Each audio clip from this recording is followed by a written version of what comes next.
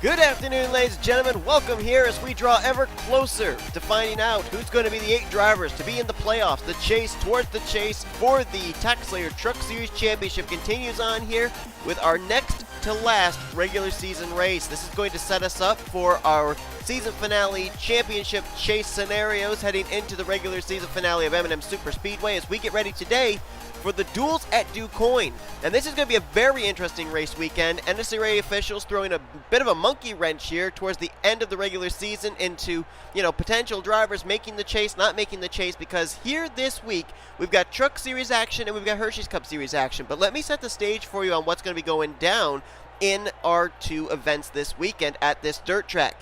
We are going to have 4 different races with 4 different race winners because due to the fact that this track is only able to hold a total of 37 drivers in the field with 37 pit stalls, we are going to be splitting up the field for both here in the TaxSlayer Truck Series and the Hershey's Cup Series into 2 21-car duels for the trucks and a 20 and 19-car duels for the Hershey's Cup Series drivers. Now, a couple of changes based off of that are going to be taking place in today's race as well as in tomorrow's Hershey's Cup Series race.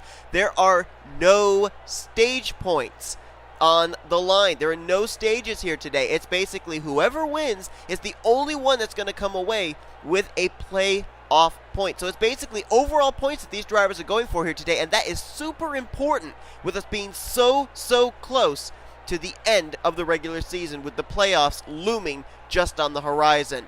Coming into today's race, right now, your 8 playoff drivers, as things stand right now, would be Joshua Hyatt, Charles Jackson, A Garcia, Nick Johnson, Carter Friesen, Jonathan Zoerlein, M Saatchi, and our Daytona winner Davey Johnson comes in the final spot. However, he is just about 20 points ahead of Isaac Nicholls. And then, keep in mind too, if any drivers ahead of him in points, which is 23rd or higher in the standings, wins, he's out, and they're in. Let's get command. Drivers, start your engines! And one of those drivers could very well be a guy that's starting on the pole here today, Joshua Ciculli. He comes into this race right now 39th in points, but keep in mind he has a win this season. So if he can jump into the top 30 in points with a second win here today, Ciculli could find himself into the hunt. As a matter of fact, we could have 2 different race winners go to victory lane here today, which means that Davey Johnson and M Saatchi could find themselves immediately out of the playoff picture. It's definitely going to set us up for a very interesting run towards M&M Super Speedway next week. So if you want to see the drivers that are here in this first duel, check down in the description below. It'll show you the qualifying results for this first duel. There'll be 21 drivers in this field, 30 laps of racing, and as I said, no stage points on the line here today. The winner is the only one who receives a playoff point towards the chase for the championship here for Duel 1 and for the upcoming Duel 2. Ryan Madden comes in as the points leader, and he lines up on the outside of the front row here. A win would spearhead him probably into a locked-up spot in the chase for the championship this season. You got Jonathan Zoerlein back there, Ace Garcia, M Saatchi, a lot of former winners that would love to be able to pick up a second win, lock themselves up a confirmed spot in the chase for the championship before heading into M&M's. We got to see what's going to happen here today. Duel number 1 at DuQuoin is green. Let's roll.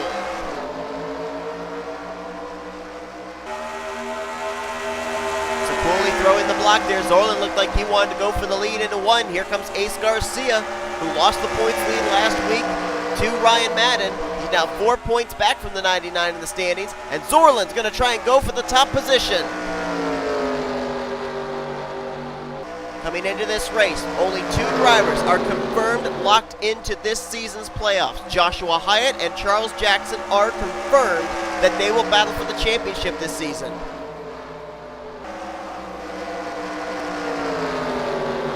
Nicholas Raill on the inside line, former winner this season. Finds himself currently situated way down outside the top 30 in the points in 35th, but he's a former winner, so a second win this season could certainly help him out, maybe keeping his playoff hopes alive. He'll take him 3 wide, put Zoerlein in the middle, Ciculli on the bottom. Couple of drivers with a good run here today that could leave heading into M&M's with a confirmed spot as well in the chase for the championship include the likes of Ace Garcia, Nick Johnson, and Carter Friesen. Zoerlein and Saatchi may have very well come into this race with confirmed spots in the chase for the championship had this not been a race that is formatted where we could have two potentially different winners go to victory lane here. Of course, for them, a couple of drivers that are ahead of the standings would include Ryan Madden, Michael Whitman, Ricky Cervantes, and Seth Cole. If any of them went to victory lane, then they would be in big trouble, so they might still be okay. Like I said, they really need a good run here today in order to make sure that they are going to have a locked up spot in the chase for the championship by the time we get to next week's race at M&M's. Nicholas Raill out in front showing the way in the number 94. Nicholas Raill going to victory lane earlier on this season, if I recall correctly, at Richmond. We double check on that, but I believe that's where it was, and indeed that is the case. Right now, the entire top four is comprised of former race winners this season. Raill winning at Richmond, Zoerlein winning at Las Vegas. I believe that Ciculli's win came at Atlanta, either Atlanta or Texas. It was actually at Texas, and then A Garcia right behind him actually won in Atlanta the week before. Highest running non-winner this season is right now in 5th place. As a matter of fact, there's a battle there between 3 non-winners. Wow! Marty Czekala just moved Srigley up the track, and I don't think Srigley appreciated that. And look, more contact between these two. It's one thing with dirt tracks. You make a move, you get out of shape, you get into someone, they're not exactly going to forgive you for that. Dirt tracks are a lot like short tracks. People are more than willing to settle the score at tracks like this, and still side by side between the 33 and the 90. We've got to keep our eyes on this, make sure nothing else kind of culminates from what we just saw happen. Jake Rogers right behind this, along with T Tsang. See P Minnick there in the 54, former winner this season at a dirt track. He won at Bristol Dirt. The other driver that won at Bristol Dirt, Alex Gray, when we had the dual formations for that race. Alex Gray is going to be in duel number 2. Nicholas Raill, for the moment, has opened up the distance between himself and the second place driver of Jonathan Zoerlein. You've got Ciculli there in 3rd and A Garcia in 4th. But right now the 88 is about a half a second back from the 94. So Nicholas Raill out in front enjoying the clean air, so to speak. Can't get much clean air at a dirt track. And now it looks like that gap's starting to close up again between himself and the 88. A lot of times at this track, particularly at DuQuoin, also we've seen it at Springfield as well, turns 3 and 4 are usually the place where a driver in 2nd can make up ground. A lot of drivers try a lot of different lines. Most drivers like to use that bottom groove down here in 1 and 2, slide it up off the corner up there into the somewhat less grippy area of the turn in that dirt, and then ride it off the corner. And you can see right there, about 2/10 was gained by Jonathan Zoerlein on Nicholas Raill. Still plenty of time in this race too. We've only completed 9 laps. Even though it's a dirt track and it's only roughly about a mile long, it still takes them a while to get around this racetrack, because you got to keep in mind, going through the corners, most of the time these drivers are sideways. Can't really produce a lot of speed going sideways as opposed to going completely straight. And if we were doing normal stage points here, this next time around, Nicholas Raill would be picking up 10 valuable stage points. But that's not the case here today because of the fact that there are no stage points available for anybody in this race. They're basically racing to the checkered flag for their finishing results, and the winner is going to pick up a playoff position, or playoff point I should say. And you think about that in the whole scenario too. We talked about Nicholas Raill coming outside the top 30 in points. Coming into this race, 35th in the standings. Well, coming into this race, between himself and 30th in points, it's merely 12 points. Think about how important those 10 stage points would have been for Nicholas Raill. He could very well at that point have made his way into the top 30 in the standings. So it just shows you just the importance of those stage points throughout this season, and these drivers do not have stage points to be able to fall back on in this one. Zoerlein talked about he needs a good run here today to make sure he pretty much has himself up in a locked up spot in the chase for the championship. Right now, things are the best scenario they could be for him, outside of him out in front showing the way in this race. Because Nicholas Raill, like we said, outside the top 30 in the points, with Zoerlein where he is currently in 10th, and with Nicholas Raill where he currently is in 35th, For Raill to make it into the top 30 in points would be a problem, but if he doesn't make it into the top 30 in the standings and Zoerlein finishes where he is, Zoerlein's got more of a chance of making it into the hunt for the playoffs by the time we get to the end of the regular season next week. Surprisingly, we haven't had a caution flag here today either. A lot of times dirt tracks are not exactly maximum for grip, and we see a lot of drivers make slip-ups, get involved in wrecks, and they haven't seen that here today, although we didn't exactly have a whole lot of wrecks in Springfield either. A little contact right there as there was a battle for third between Ciculli and Ace Garcia. Ciculli going to hang on to the spot, and I think Ace Garcia lost a little bit of momentum. That now allows Shane Lake to drive to the inside and try and take away the fourth position. Ace Garcia coming into this race, with where he's running right now, he would be into the playoff picture for the chase for the championship. Not sure where the 42 of Nick Johnson's running. He came into this race third in points, and he needed a good run. He's in this field. There he is. Looks like he's running in the 12th position right now. If he could get up there, finish in the top 10, I think Nick Johnson would head into M&M's locked in the playoffs. And one of the drivers that comes into this race already locked into the playoffs is the 83 of Joshua Hyatt. There he is. 2 wins this season, 8th in the point standings. There's no way mathematically, with the fact there's no stage points on the line here today, for him to fall outside the top 30 in the points. So Hyatt, in his first season, first time ever in an NNSCRA ride, he'll be battling for the championship. Talked about Davey Johnson coming into this race in that final playoff position. 8th out of the 8 playoff drivers according to our live playoff grid, and right now he's not having the best of runs. Hyatt is currently scored in 18th, Davey Johnson in 19th, so this is not good for the 77 car. So we're going to have to keep an eye on him during this race and Isaac Nicholls during the upcoming second duel, because those were the two that right at the moment were battling for that final playoff position. Seth Cole, you saw there, Ricky Cervantes, they are running tail end of the field. They came in 5th and 6th in points, and with a win, they could have very well locked themselves up a spot in the playoffs, but right now, it doesn't look like that's going to be the case. As a matter of fact, Nicholas Raill is doing a pretty good job of closing in the gap on Seth Cole. Seth Cole could very well finish this race off the lead lap if the 94 continues on the blistering pace he is currently setting. Meanwhile, battle is on for third again. Garcia to the inside of Ciculli. Last time these two tried battling, they made some contact. Shane Lake right there as well, and also closing in on this battle is the 90 of Joseph Srigley. Or I'm sorry, that's Caitlin Tsang actually in the 37, who just got around Joseph Srigley last time by. Garcia slides it in. Shane Lake going even deeper. They'll go 3 wide for the third position. Lake to the bottom, Garcia in the middle. Ciculli up top, and his teammate Caitlin Tsang waiting to see which line's going to move. Middle line got a good entry. Whoa! Garcia up the track. Rubbing doors with Ciculli. Give room, guys. Yikes.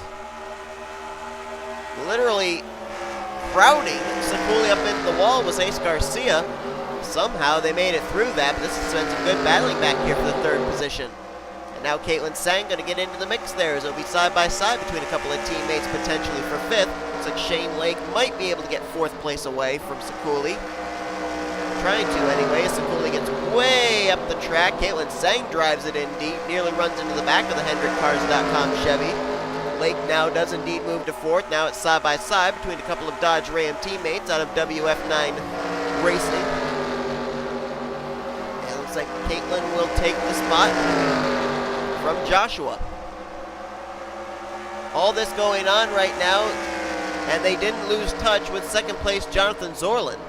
Instead, Zoerlein's the one losing touch with the current race leader Nicholas Raill over a full second and a half back from the 94 truck. Seth Cole just hitting the line, so I thought that Nicholas Raill was actually going to start catching Seth Cole pretty soon, but he's actually still got an entire half racetrack before he's going to get to Seth Cole's Chevy. Also got to keep in mind too, I don't exactly know what the fuel window is for these drivers, but would these drivers be able to make it the full 30 laps and not have to pit? As Ace Garcia now goes to the inside on Jonathan Zoerlein. Looks like the 51's a little bit better now in the long run than the 88, so maybe if Ace Garcia can make his way by Zoerlein, we might start to see that an interval from first to second start to chip away a little bit, but Shane Lake stayed up top there, a little bit of drafting help there at a dirt track, allowing Zoerlein to stay side by side with Ace Garcia for the moment for second place. The only problem is, though, as these drivers are battling for second, they're losing touch with Nicholas Raill, which I don't think is much of a problem for Ace Garcia. It is a little bit more of a problem, though, for Jonathan Zoerlein. Garcia came into this race in the third playoff position, according to the live playoff standings. Zoerlein, on the other hand, came in position number 6.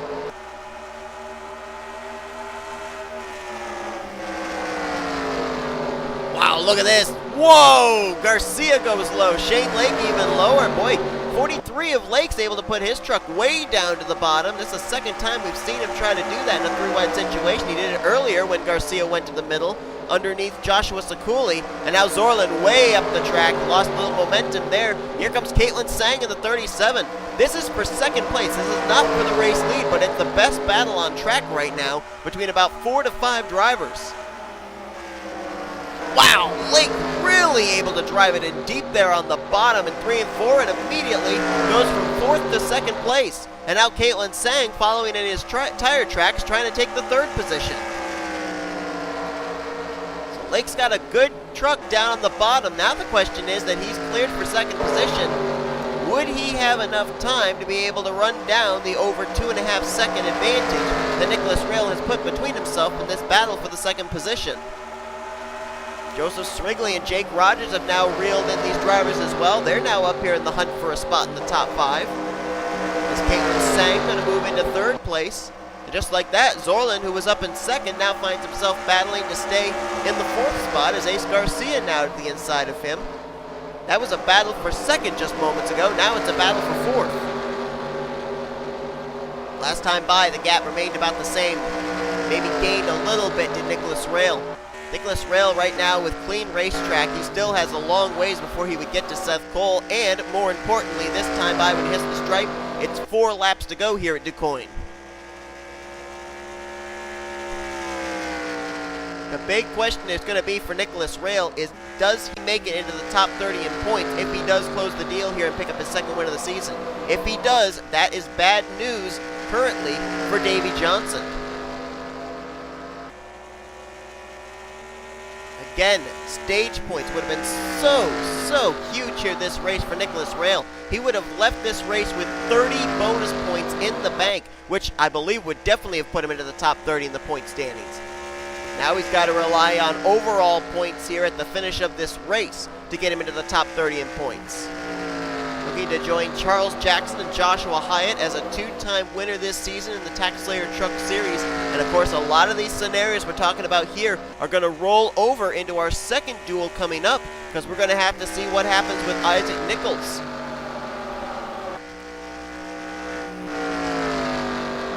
Almost 3 seconds in hand over Shane Lake. Nicholas Raill has to just tiptoe his way around the track for 2 more laps, and I think he's got this thing in the bag. He won earlier on this season at Richmond, now looking for his 2nd checkered flag, first of his career at a dirt track. He actually gained about another 10th over Shane Lake in 2nd place, so it looks like Lake will finish the day out in 2nd. As the battle now on for 3rd. Ace Garcia trying to get everything he can, trying to get by J Tsang for 3rd place, and Jonathan Zoerlein right there back in 5th as the white flag is displayed over the hood of the 94 of Nicholas Raill.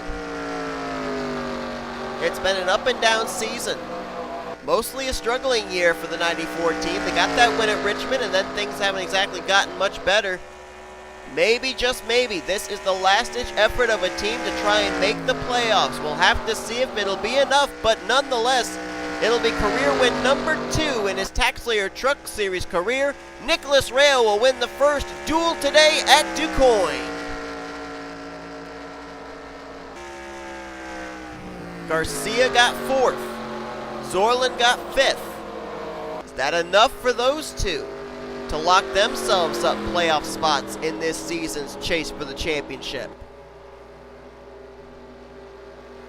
Gonna have to wait and see, as I believe the standings are official from this first duel.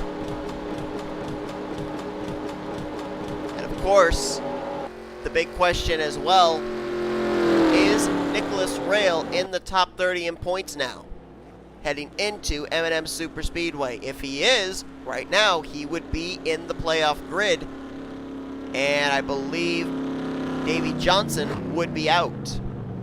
Johnson finished in 19th. Let's see where the gap was between Johnson and Nicholls.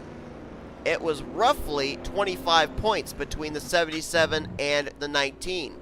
So in order for Nicholls to put Davey Johnson on the outside looking into the playoffs grid, I think Nicholls will have to probably win the upcoming second duel. But Raill gets the win. Shane Lake going to bring it home second. Caitlin Tsang third. Garcia was fourth, so I believe Garcia with that top 5, he is now locked into the playoffs. Zoerlein with a 5th place run. We'll have to see if this locks him up a spot in the playoffs or not. I think a lot's going to depend on whether we have another new winner in the upcoming race, our second duel. I think right now the one driver he has to really worry about, or maybe a couple of drivers he really would have to worry about, would be Michael Whitman, Zach Rogers, Jessica Miles, and Ryan Brommer. We'll have to keep our eyes on those 4. Then you got Jake Rogers finishing 6th. Ciculli gets 7th. So Ciculli, I don't think, was able to work back up into the top 30 in the point standings. Srigley gets 8th, 9th for Mason Wood, and Paul Minnick completes the top 10. Nick Johnson finishes 12th here today. That might have been enough for him to lock himself up a playoff spot. We'll have to wait and see. You look on down through the remainder of the finishing results there. Actually, no, Zach Rogers was in this duel, so now eliminate him from somebody that Zoerlein would have to worry about. Ryan Madden came in the points leader. It would have been a perfect opportunity for him starting on the front row to be able to try and go to victory lane. That would have locked himself up a spot in the playoffs. He gets 16th. Joshua Hyatt 18th, even though he's already locked into the playoffs. And how about Ricky Cervantes and Seth Cole? 5th and 6th in the standings coming into this race. Not able to capitalize on the golden opportunity here either. They're going to have to really rely on next week at M&M Superspeedway for a last-ditch effort of getting into the playoff grid. But now, let's step aside, and we're going to get ready now for our second duel here at DuQuoin, so don't go anywhere. We'll be right back after this. So now as we prepare for our second duel, we've got a bit of scenarios to follow up from our first duel. And of course, as I said, the drivers, I think the 3 drivers in particular we'll be watching in this one would be Michael Whitman, Jessica Miles, and Ryan Brommer, because they would definitely play a factor into this one. We'd have to see how they're going to be in relation to Jonathan Zoerlein's finish, Marcus Saatchi's finish. Also got Carter Friesen, who currently is one of the playoff drivers, 7th in the standings. He's rolling off from the 5th position, and keep in mind that Carter Friesen's victory this season came at a dirt track. It wasn't a dirt track like this, it was Riverside. It was a rally track, but it still was dirt surface. His teammate Isaac Nicholls rolling off from 12th. Nicholls really needs a good run in this one, preferably a second trip to victory lane, because right now, with Nicholas Raill going to victory lane, potentially getting to the top 30 in points, Nicholls needs a second win to counter that. Green flag out here in duel number 2 at DuQuoin. Let's roll.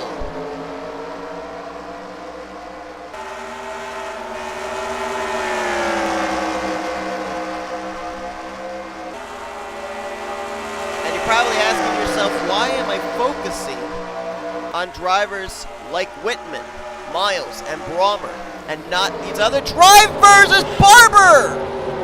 Oh, and he gets hit by Stuart Gratton and Tony Green. Easton Barber, who started on the pole, cautions out. Well, that's our first caution of the day as well, and the leader at the line was Tristan Allen in the 12. My goodness gracious. That was not expected, and it completely threw me off of what I was going to talk about. But anyway, we'll talk about it next time that we go green. For the moment, we're going to take a look at what just happened to the 3 of Easton Barber. We kind of saw it live, but let's take a more in-depth look. I think he got just wicked loose going into the corner. Well, he was side by side down the back straightaway with Tristan Allen. There you see E Sazak. Going to stick it down there 3 wide. Now let's see what happens with the 3. Just drives it in there. A little too hard. Makes contact with the left rear of Tristan Allen, and it just sends his truck around. Gets hard hit there into Stuart Gratton. Tyler Deaver getting a piece of that as well, along with the 21 of Tony Green. And Jessica Miles just narrowly avoiding that. I would question how much damage is on the right front of the 31 car, though, 31 truck. And Easton Barber, who brought the field to green as the leader, now finds himself at the tail end of the field, getting involved here in our first caution of the day at DuQuoin. Alright, we haven't gotten the 1 to green signal. We should get it this next time by, and nobody is out of the race. Easton Barber, it's a dirt track. Most drivers end up having damaged trucks at a dirt track that are still able to run up to speed, and Easton Barber has returned back to the racetrack and is still on the lead lap. I wanted to take the opportunity here under pace to be able to finish what I was saying before of why are we focusing on Whitman, Miles, and Brommer. The reason being, there are so many drivers that have a win this season that are up inside the top 10 the point stands coming to this race. A Garcia, Nick Johnson, Carter Friesen, Joshua Hyatt, Charles Jackson, Jonathan Zoerlein, Mark Saatchi comes in 11th in points. They're all way up there. So right now, with that very limited space in the playoffs grid with 8 drivers, the only drivers right now with a win that could have an opportunity to knock any of those guys out of the playoff grid are drivers that come into this race either in the top 10 or just outside. Michael Whitman comes into this race 4th in points, Jessica Miles 13th, Ryan Brommer 14th. They mathematically have a shot with a win of knocking somebody like a Marcus Saatchi, like a Jonathan Zoerlein, like a Carter Friesen out of the playoff grid. So that's why we're focusing on said drivers in this one, especially with the fact, as we've stated already here this weekend, there are no stage points on the line. It's really a trip to victory lane that these drivers need to rely on now to move themselves in and move somebody else out of the playoff grid for the scenario heading into next week's race at M&M Super Speedway. And we're going to be talking a lot about this same kind of a thing in the Hershey's Cup Series race, the 2 duels for that series coming up later this weekend. But we're getting ready to go back green. Tristan Allen inherited the race lead after he got it away from Easton Barber. Little contact between himself and the 3 sent the 3 truck around, but Tristan Allen looking for his first win of the season. As a matter of fact, you know, Tristan Allen, he could maybe be a driver we could look at. Is now J Lopes going to go to the inside looking for that top position. Keep in mind that Jordan Lopez is a former winner this season, and much like Nicholas Raill coming into his race scenario before the first duel, Lopez comes into this race 40th in the point stands. He's actually the lowest in the points of drivers that have a win this season. Don't necessarily think he's mathematically going to be able to get himself back into the top 30 in the point standings, but obviously looking for a win here. And this would be a perfect scenario for drivers like Jonathan Zoerlein, who had a good run in our first duel, to have a driver go to victory lane here in the second duel that is not mathematically eligible for getting one of those playoff positions. Battled side by side for second. J Lagasee on the inside. Eli Sazak, rather. I was going to say Eli Bright, but actually Bright is right back there in 5th place. Sazak in the 0-5. Now remember we mentioned 3 drivers coming to this race we had to keep a focus on. Whitman, Miles, and Brommer. Well, Brommer has worked his way now up into the top 10. He's battling side by side right now with the 19 of Isaac Nichols, and look at the 13 of Gabe Williams with a big run. He's going to go up the middle. This is a battle right now for the 6th position. Michael Whitman is right behind this as well in the 33. Might have had a little contact right there between himself and Charles Jackson, who comes into this race already locked into the playoffs grid. Jessica Miles right back there in the 25. There she is, trying to get to the inside of Carter Friesen. It's a battle for around the 11th, 12th position as Jackson got way up the track. He might have gotten the wall there in turns 1 and 2.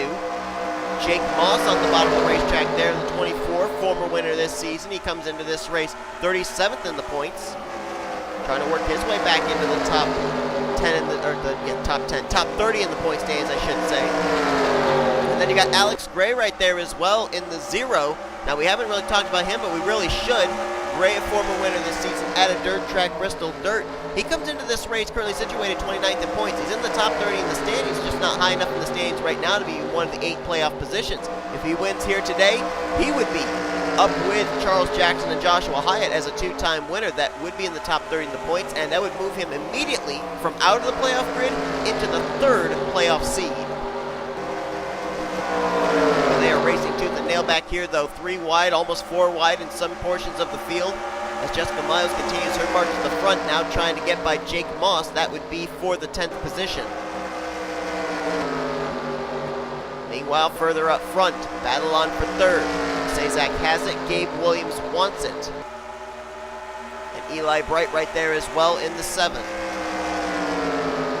Gabe Williams will get to the inside. Gabe comes into this race 28th in points. He is quite a ways back in the standings from Davey Johnson in the 77, who we said right now could be facing elimination from the playoffs due to Nicholas Raill's second win of the season in our first duel. All depending on if Nicholas Raill has worked his way back into the top 30 in the point standings with that win. Gabe Williams going to move into 3rd position right now. Eli Sazak is a driver as well with a win that could knock a couple of drivers out of contention. Came into this race ahead of drivers like Davey Johnson, Isaac Nicholls, Alex Gray in the point standings, so a win would certainly help him out. Lagasee now going to battle side by side with Gabe Williams for that 2nd position. Lagasee comes into this race 26th in points. He was actually behind Johnson and Nicholls in the standings coming into this race. And Tristan Allen, 20th in points. He was ahead of Davey Johnson and Isaac Nicholls. I think the big question for a lot of these drivers that could potentially pick up their first win of the season here today is, did Nicholas Raill's 2nd win of the season move him into the top 30 in the points?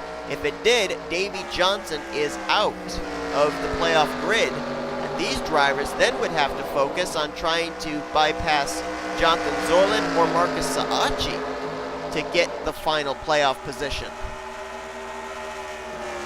Gabe Williams not going to allow Tristan Allen that opportunity, though. Look at that, a little contact there with the left rear. It didn't work out so well for E Barber at the beginning of this race, but Gabe Williams thought he'd give it a try, move the 12 out of the way. As the 12 and the 13, nose to tail. We're in numerical order here up at the front, 12-13, except it's not 14 behind them, it's actually the 11. Oh, wait a minute. Actually, that's not even a battle for the lead. Jordan Lopes is actually the race leader. My apologies. I was focusing on this as the potential battle for the race lead, and that is not the case. It's actually the battle for 2nd place behind the 23. And now we're in reverse number order. 13, 12, 11. How about that? Now we got to see if Gabe Williams will be able to run down Jordan Lopes for the top position. Like I said, with where Lopes is in the points coming into this race and the fact that we don't have the stage points in this event to be able to fall back on, I don't think this is going to be enough for Jordan Lopes to get himself back into the top 30 in the point stand. So in essence, this could be kind of a null and void win in terms of the playoffs grid. So Gabe Williams really needs to get up there to try and take away this race lead, potentially this race victory from Jordan Lopes. And boy, did he close up the gap that time between himself and the 23. He closed up by about 3/10. So Gabe Williams got a very strong Toyota Tundra under him right now. Gabe Williams has been actually on a really good momentum streak the last couple of weeks, too. No doubt about that. Gabe Williams finished top 10 at Hillside last time out. He ended up finishing not so well at Daytona, though. 32nd. Rockingham, he was 39th. Trying to remember, there were some other tracks that he had some good runs, though. He was 14th at Riverside. Iowa, he had a top 5 run of 4th. And then he was 3rd place the week before at Arizona. So it's been a bit of an up and down for Gabe Williams, but trying to get back on track once again there in the 13. And you can see he is closing the gap. It was 7/10 last time by. It is now down to 3. And he has definitely got himself a better long-run truck, it would appear. than Jordan Lopes. We saw in the first duel, Nicholas Raill just ran away from everybody. Nobody was able to close up the gap. It looks like we are going to have a battle for the race lead here past the halfway point of our second duel. So Gabe Williams running about a half groove lower in turns 3 and 4 than Jordan Lopes. Catching him is one thing, passing him is another. Now we have to see, now that he's caught him, if Gabe Williams will be able to do anything with Jordan Lopes and trying to take the race lead. He's not afraid to use the bumper. We saw him put the bumper to Tristan Allen to take the second position. See what he does now with the Allegiant Travel Chevy Silverado. He got a little tight into that corner. Truck stepped out on him a little bit. He moves up a little bit higher through the corner than Lopes did. But he got a much better exit than Lopes did off the corner as well, and he is right there on the back bumper. Maybe he might want to use that slightly higher line out of 3 and 4. It seems to agree with his truck. Off turn 2. Next time by will be 9 laps to go. Gabe Williams looking for his first win of the season. Lopes looking for his second. Williams there, but he couldn't quite get to the left rear quarter panel. I think if he had tried right there, he might have ended up wrecking the both of them. This battle going on over 2 seconds back to third place Tristan Allen, so this is probably going to be the only 2 drivers that will be able to settle it out for this race win. Williams tried again, he got to the left rear, he just can't follow it up with momentum off the corner. I think his truck's a little better on the top side coming off the corner, and Lopes isn't giving him that high side. See him drifted up there off the corner, forcing Gabe Williams to try and do something on the low side. And I think his truck's a little bit tighter down low than it is up high. He can't get that momentum off of the turn.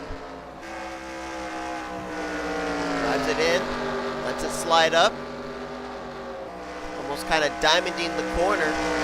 Lopes doing a little bit more of a different defensive line, but he's still being able to keep the 13 at bay for the moment.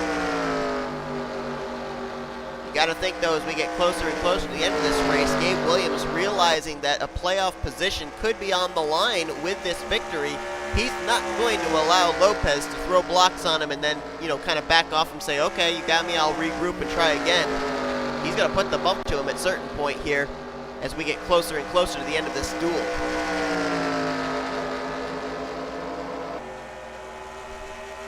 Don't know if these drivers will encounter any traffic. There's Stuart Gratton exiting turn 4. Leaders are entering turn 3. I don't think they'll catch the 31 truck before this race is over. Gabe Williams, big run there. Big slingshot off of turn 4. Can he make a move down here into turn 1? It seems like Lopes is a little bit better in 1 and 2. Gabe Williams a little bit better in 3 and 4. They almost cancel each other out. So Gabe's got to get himself a little better in 1 and 2 as well, and I think he'll be able to maybe make the move on Lopes. But he's going to have to figure out what to do pretty quickly here because time is slowly running out for him. 5 laps to go as they will hit the stripe this time. He's been able to keep the gap somewhere between 1 to 2 tenths between himself and Lopes. Maybe trying to wait for an opportunity to get a little bit of draft down one of these straightaways to slingshot into the corner. Maybe a truck length and a half separation between the 23 and the 13. Williams drives a little bit deeper into the corner this time. Lopes up a little higher, up into that less grippy stuff in that higher groove. However, he got a much better exit off the corner and actually opened the gap between himself and Gabe Williams by about a tenth. It's like Lopes taking that higher line. That's taking away the outside line from Gabe Williams to be able to use. We saw the 13 was better using the higher groove off the corner. And I think Lopes, either he's running a defensive line or he realized that there was a lot more grip up there off the turn. And now he's utilizing that to his benefit and forcing Gabe Williams to have to come up with some kind of different strategy. One guy right now that's got to be loving what he's seen with the 23 out in front would be Jonathan Zoerlein in the 88, hoping that his 5th place finish in Duel 1's going to hold up to keep him in the playoffs heading into our M&M Super Speedway race, and they are going to catch Stuart Gratton.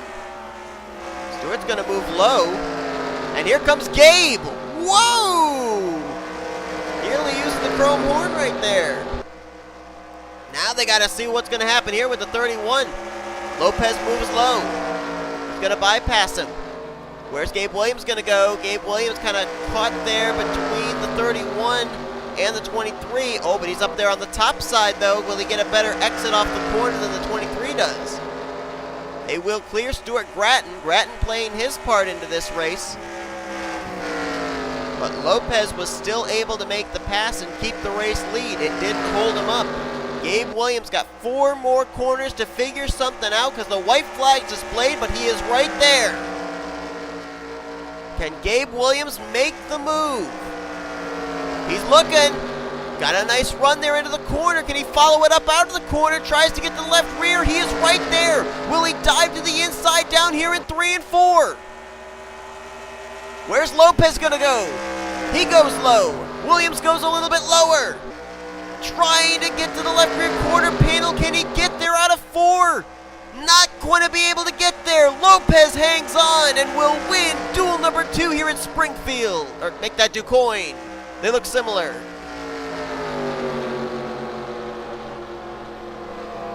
Gabe Williams tried it. He had a run out of the corner. He just couldn't get to the left rear quarter panel. Otherwise, I think he might have been able to follow it up and get Lopes at the line. He was able to swing low down the straightaway coming to the start-finish line, but just wasn't far enough alongside for it to matter.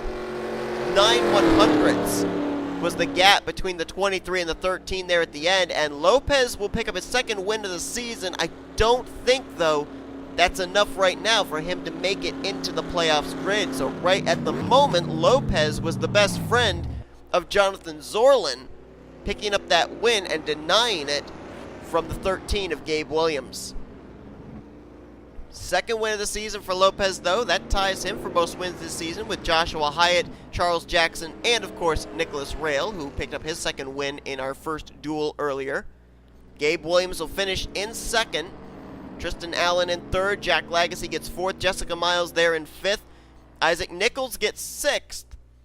But I don't know if that's going to be enough to move him up ahead of Davey Johnson in the points or not. I think still, though, he and Johnson are currently on the outside of the playoffs grid looking in, with the fact Nicholas Raill had the win. It all depends on whether Nicholas Raill moved into the top 30 in points or not, though. Then it was Ryan Brommer there in 7th. Jake Moss gets 8th. 9th for Dylan Theroux, and Charles Jackson continues to make his case for being locked into the playoffs with a 10th place run. Let's look on down through the remainder of the results. We already mentioned Ryan Brommer gets 7th. Jessica Miles gets 5th. They both didn't capitalize on where they were in points, getting a win here and putting themselves in the forefront of the playoffs grid. Same for Michael Whitman, 4th in points, finishes 13th here today. Alex Gray, a second win would have maybe locked him up a spot in the playoffs. He gets 15th. And Carter Friesen finished 18th in this one. Came in 7th in the point standings. That's going to drop him down, and it could be between him and M Saatchi of who's going to be in that 8th spot as far as the live point standings are concerned for the playoffs grid heading into next week's race at M&M's Super Speedway. But I can't do a lot of mathematical stuff in my head of, who's where in the playoffs and who's currently where in the standings. I'm going to leave that to the professionals and let you guys see it at the same time. But Nicholas Raill and Jordan Lopes both pick up their second wins of the season. For Lopes, it may be a little too late for him to be in the playoffs grid, but did this put Nicholas Raill back into the playoffs for a scenario heading into next week at M&M Super Speedway? We'll have to wait and see. Thank you all for tuning in today's Duels from DuQuoin. If you enjoyed them, be sure to give us a video like, subscribe, to become part of the crew today. We've shown you your full finish results for the first duel as well as the second duel. These are now your overall point standings heading into our final regular season race before we will determine the 8 drivers that will battle for the championship here for the TaxSlayer Truck Series. Next up, we got to finish out our race weekend here from DuQuoin. We've got 2 dual races for the Hershey's Cup Series coming up. That's going to be crazy. Hope you'll tune in for those. And then next week, all 3 series will determine their playoff fields. TaxSlayer Truck Series, Pizza Hut X Series, and Hershey's Cup Series chases will be determined. 8, 12, and 16 drivers to battle for each one of their respective championships. We'll see you guys next time, though, as you've been watching a production of the SRA, Offline Racing, at its best.